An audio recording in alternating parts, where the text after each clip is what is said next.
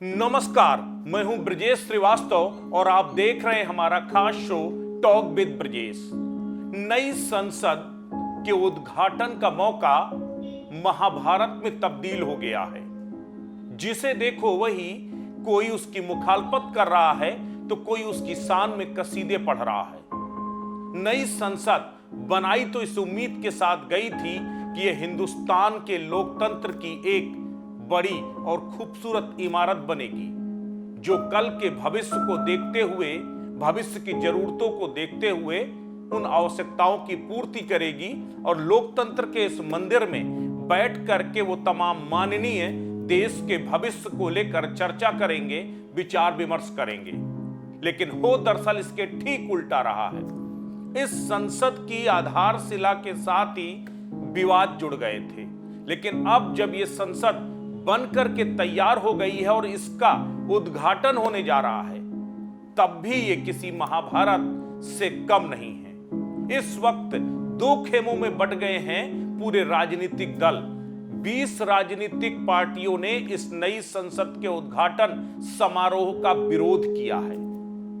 20 दल, Congress, Shiv Sena Uddhav Thackeray, RJD, JDU, NCP, इसके साथ ही जो है ममता बनर्जी की TMC, DMK, NCP, National Conference, वो इस तरह के तमाम राजनीतिक दल हैं। 20 राजनीतिक दलों ने यह कहकर के विरोध कर दिया, बहिष्कार कर दिया कि दरअसल राष्ट्रपति द्रौपदी मुर्मू को न बुला करके प्रधानमंत्री नरेंद्र मोदी और बीजेपी ने आदिवासी महिला का अपमान किया है, राष्ट्रपति की जो संवैधानिक गरिमा है उसका अपमान किया है, और दरअसल इसका उद्घाटन राष्ट्रपति के हाथों होना चाहिए था। ये लोकतांत्रिक परंपरा है और उस परंपरा का, उस संवैधानिक जो व्यवस्था थी उसका जो है अपमान किया है बीजेपी ने, इसलिए वो इस स्वर्णिम पल के साक्षी नहीं बनेंगे। अब सबसे बड़ी बात यह है कि 20 राजनीतिक दल ऐसे हैं जिन्होंने विरोध कर दिया, जो बायकॉट कर रहे हैं इस उद्घाटन समारोह का। उसमें 17 राजनीतिक दल ऐसे हैं जिन्होंने उसका समर्थन किया है।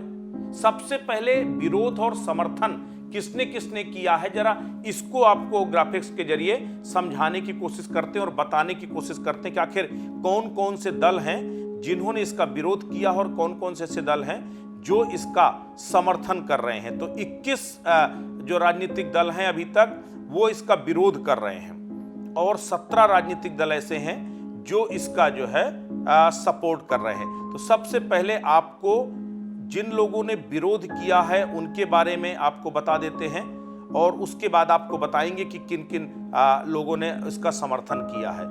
सबसे पहले अगर हम बात करें कांग्रेस, डीएमके, आम आदमी पार्टी, शिवसेना उद्धव गुट, Samajwadi Party, Bharatiya Communist Party, Jhamumo, Kerala Congress, Viduthalai Chiruthaigal Katchi, Ralod, TMC, JDU, NCP, CPI, RJD, AIMIM, AIUDF, Indian Union Muslim League, National Conference, Revolutionary Socialist Party और एमडीएमके, ये वो तमाम 21 राजनीतिक दल हैं जिन्होंने विरोध किया है। अब आप समझ लीजिए समर्थन करने वाले जो है पार्टियों में बीजेपी, इसके साथ YSR Congress, BJD, Shiv Sena Shinde गुट, Lok Janshakti Party, Telugu Desam Party, National People's Party, Nationalist Democratic Party, Progressive Party, Sikkim Krantikari मोर्चा,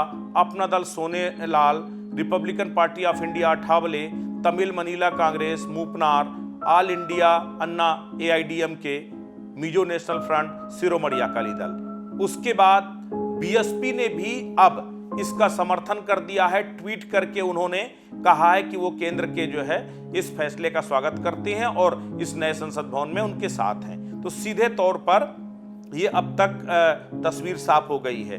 अभी तक जिन लोगों ने इसका समर्थन नहीं किया उसमें बीएसआर है, जनता दल सेकुलर है, नागालैंड पीपुल्स फ्रंट है और राष्ट्रीय लोकतांत्रिक पार्टी है। इन लोगों ने अभी तक अपनी तस्वीर साफ नहीं की है। अब सबसे बड़ी बात यह है कि ये तो रही बात समर्थन और विरोध की, लेकिन इस समर्थन और विरोध के बीच में आपको एक दिलचस्प आंकड़ा है। पहले जरा एक और आंकड़ा समझ लेते हैं, फिर आपको इसके बारे में पूरी बात करेंगे।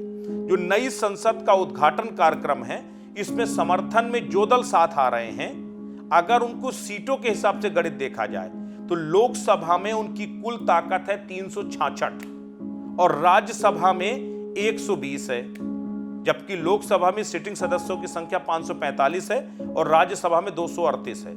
यानी मौजूदा समय में एनडीए के पास लोकसभा का 67.15% और राज्यसभा का 50.42% समर्थन पक्ष में है। अब आप सीधे तौर पर गणित समझ गए होंगे। अगर आप इन आंकड़ों के लिहाज से देखिए तो तकरीबन 67% लोकसभा में और 51% राज्यसभा में समर्थन बीजेपी शासित सरकार यानी एनडीए के पास है, जो इस संसद की उद्घाटन समारोह में शामिल होंगे, जो सरकार और बीजेपी के साथ खड़े नजर आ रहे हैं। सीधी सी बात यह है कि आप अगर उस तरीके से देखिए तो तकरीबन 33% लोकसभा के जो सांसद हैं या लोकसभा के सांसदों वाली पार्टियां हैं वो इसका विरोध कर रही हैं। इसी के साथ 49% राज्यसभा सांसदों वाली पार्टियां इसका विरोध कर रही हैं। यानी कि सीधे तौर पर अब आप समझ लीजिए कि दरअसल ये जो विरोध और समर्थन की जो पूरी लड़ाई है, ये दरअसल एनडीए वर्सेस यूपीए है, जिसने 2024 की वो तस्वीर भी बता दी है। 2024 के चुनावों से पहले लगातार ये चर्चाएं हो रही थी कि कौन किसके साथ है और कौन किसके खिलाफ है। तो ये बिल्कुल तय हो गया कि कौन किसके साथ है, कौन किसके खिलाफ है। सीधे तौर पर ये जो पार्टियां जिन्होंने विरोध किया है, ये 2024 में बीजेपी के विरोध में खड़ी होने जा रही हैं। इसमें से एक भी दल ऐसा नहीं है जो बीजेपी का समर्थन करता हो, नीतिगत रूप से बीजेपी के साथ सैद्धांतिक सहमति रखता हो। अब दूसरी बात, यहां पर जो सबसे बड़ा ट्विस्ट 2-3 राजनीतिक दल हैं। बीएसपी एनडीए का हिस्सा नहीं है, यूपीए का हिस्सा नहीं है, वो यूपीए के साथ भी नहीं, वो एनडीए के साथ भी नहीं है। लेकिन उसके बाद बेहद ही सरप्राइजिंग है, बसपा सुप्रीमो मायावती ने ट्वीट करके बीजेपी को समर्थन देने का ऐलान किया। सीधे तौर पर कह दिया है कि हम समर्थन दे रहे हैं जो नई संसद बन रही है, जो कि सरकार ने बनाया और सरकार उद्घाटन करने में कोई आपत्ति नहीं है। एक बड़ा सेटबैक विपक्षी पार्टियों के लिए, लेकिन पहले से ये एक्सपेक्टेड था कि वो सपा और कम से कम कांग्रेस के साथ नहीं जाने जा रही।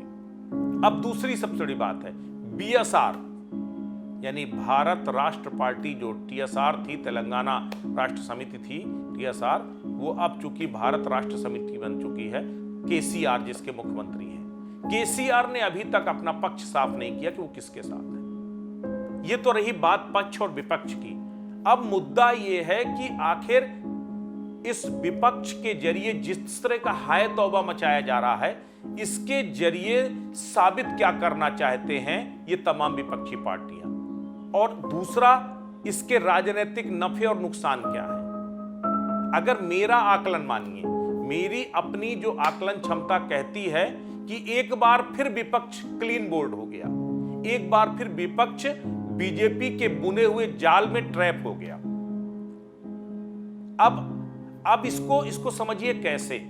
देखिए, सबसे बड़ी बात यह है कि नई संसद का निर्माण केवल ये एक नई इमारत का बनना नहीं है, बल्कि नई संसद के निर्माण को बीजेपी ने जिस स्मार्टली हिंदुस्तान की लोकतांत्रिक परंपराओं का लोकतांत्रिक प्रतीक के तौर पर हिंदुस्तान में बनी हुई वो लोकतंत्र की प्रतीक, वो इमारत के तौर पर जिस तरह से उसको पेश किया, जिस तरह से सेंगोल के साथ जोड़ करके उस राजदंड का प्रतीक बना दिया, उस सत्ता हस्तांतरण का प्रतीक बनाया जो 75 सालों से।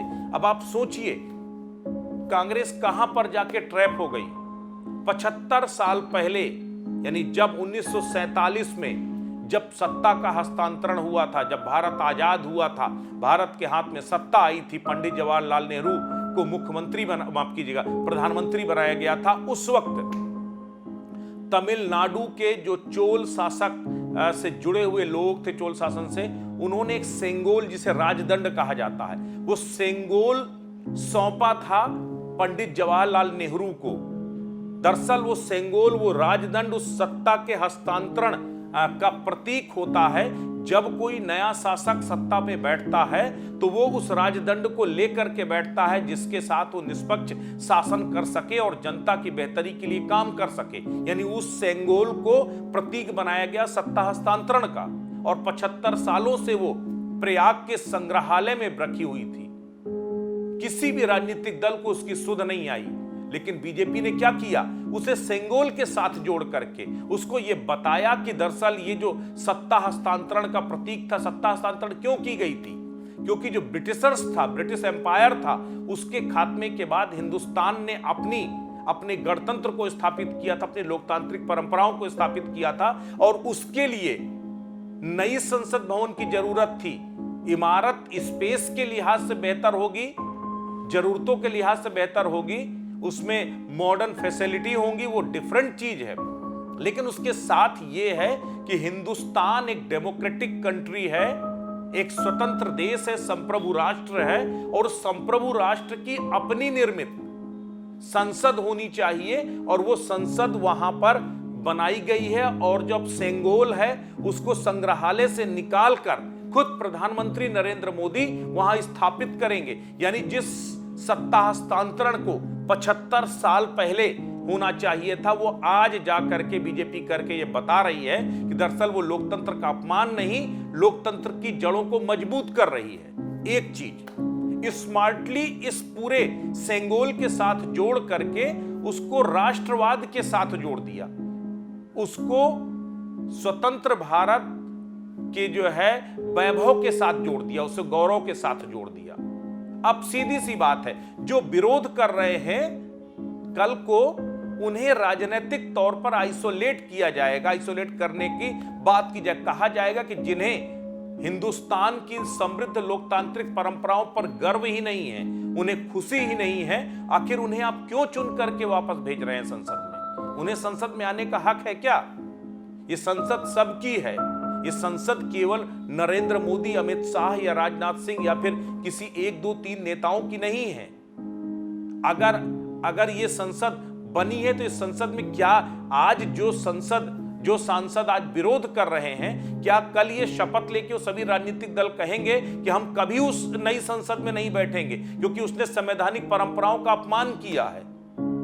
और अगर एक आदिवासी, एक महिला का आपको इतना ख्याल था, तो जब द्रौपदी मुर्मू जो है चुनाव मैदान में खड़ी हुई थी तब आपको उनका विरोध नहीं करना चाहिए था। तब तो आपने अपना प्रत्याशी खड़ा करके सीधे तौर पर हराने में कोई कसर नहीं छोड़ी थी। लेकिन आज आप वही आदिवासी, वही जो है महिला होने का जो है संवैधानिक परंपराओं का हवाला दे रहे हैं। तो कहीं ना कहीं स्मार्टली अगर देखा जाए तो बीजेपी ने मॉरल विक्ट्री हासिल की है। आप एक तरफ उन्हें आइसोलेट करने की बात कर रहे हैं, एक तरफ आप देश में एक मैसेज देने की कोशिश कर रहे हैं कि दरअसल वो राष्ट्रपति को उस मौके पर ना बुला करके अपमान कर रहे हैं।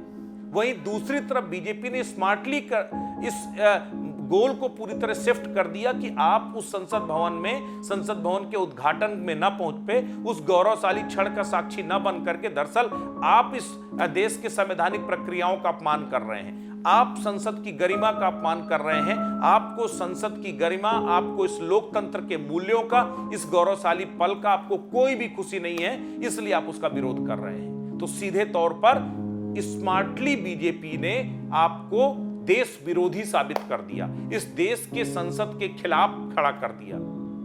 इसका नुकसान की भरपाई विपक्ष कैसे करेगा?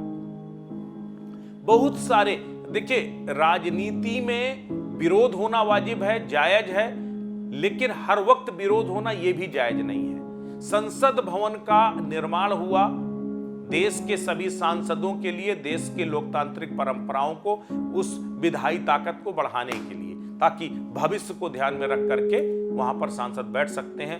प्रधानमंत्री नरेंद्र मोदी ने ही 2020 में उसका जो है भूमि पूजन किया था, जो है उसका शिलान्यास किया था, और अब उसका जो है लोकार्पण और उद्घाटन भी प्रधानमंत्री ही करने जा रहे हैं। अब सबसे बड़ी बात यह है कि ऐसे कई मौके थे, अभी 2 साल पहले की ही बात है, 3 साल पहले की बात है, 2020 में जो है जब छत्तीसगढ़ में जो है नई विधानसभा भवन का भूमि पूजन था, उस भूमि पूजन के मौके पर उस वक्त आदिवासी राज्यपाल थी, उनको नहीं बुलाया गया। और उस वक्त जो है मुख्य अतिथि कौन थे जो है जिन्होंने भूमि पूजन किया था? सोनिया गांधी और राहुल गांधी। सोनिया और राहुल कौन थे? बतौर सांसद दोनों लोग उपस्थित हुए थे। उस वक्त गवर्नर को जो है ना तो शिलापट में कहीं पर नाम था, ना कहीं नाम पट्टिका में कहीं नाम दिया गया। अब सवाल यह है कि जो आप करो तो सब ठीक है, और जब वही काम बीजेपी करे तो राष्ट्र विरोधी हो जाती है। इस तरह की तमाम चीजें हैं जो कहीं ना कहीं जो राजनीतिक चूक, विरोध की वजह से जो राजनीतिक चूक कर रहे हैं, कहीं ऐसा तो नहीं कि बैठे बिठाए विपक्ष हिट विकेट हो गया। बैठे बिठाए विपक्ष जो है बीजेपी के बुने हुए जाल में फंस गया, और उत्तर प्रदेश में फिर चाहे अखिलेश यादव हो, चाहे कांग्रेस हो, या फिर आरएलडी हो, वो तमाम राजनीतिक दल जो समय विरोध का झंडा बुलंद कर रहे हैं, इस बीच में मायावती ने जिस स्मार्टली तरीके से वो गई भी नहीं और समर्थन भी कर दिया, यानी सांप भी मर गया और लाठी भी नहीं टूटी। वो संसद जाएंगी भी नहीं, उन्होंने कहा व्यस्तता की वजह से नहीं आ पा रही, लेकिन मेरा समर्थन सरकार के साथ है। ये एक लकीर खींच गया है। आने वाले समय की सियासत किस दिशा में जाएगी वो बता रहा है। तो मुझे लगता है कि जिस tariके से इस संसद के उद्घाटन समारोह को सियासी अखाड़ा बनाने की कोशिश की गई है, विवाद में घसीटने की कोशिश की गई है, उससे दरअसल विपक्ष को नुकसान होने जा रहा है। इससे कोई बहुत राजनीतिक फायदा विपक्ष को होने नहीं जा रहा है। नमस्कार।